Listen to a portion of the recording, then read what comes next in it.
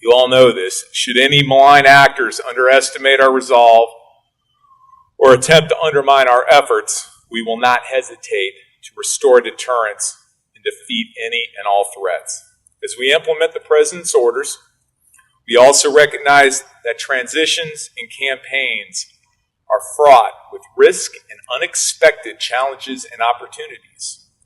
That is why I am here today to announce, this is Noman, I'm here today to announce that I have directed the Special Operations civilian leadership to report directly to me instead of through the current bureaucratic channels.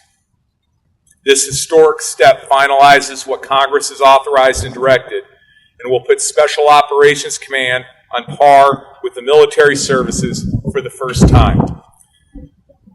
This reform will immediately improve agility to the department and the command and will enable us to streamline information flow, enhance decision-making, and more adaptly and adeptly support our commanders and their superb soldiers, sailors, airmen, and Marines. Change is often tectonic in the Department of Defense. This is by design, and as our history shows, has served the nation very well. Today's reform is directly aligned with all three of my priorities as outlined in my message to the force on Monday. First, bring the current war to an end in a responsible manner that guarantees the security of our citizens. Two, continue implementing the National Defense Strategy with an emphasis on transforming the department for great power competition. And three, accelerate the department's activities to contribute to our whole of government effort to combat transnational threats.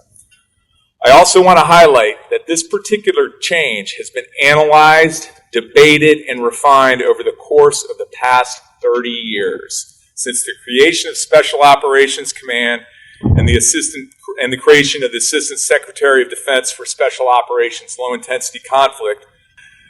These patriots give us strength and remain our guiding lights.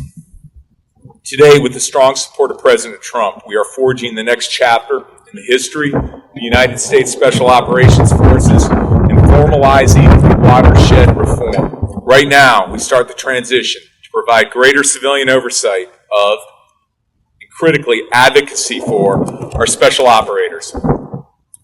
This couldn't come at a more critical moment in time as we bring our nation's longest conflict to a responsible end and prepare our Special Operations Forces for this new era of great power competition. I can think of no better place than here, at the original home of our Special Operations Forces, to enshrine a stronger support for the next generation of special operators, hardened by combat and unrelenting deployments, who understand the fundamental nature of war, who remain committed to defeating every threat, and who are undeterred by the high price of victory.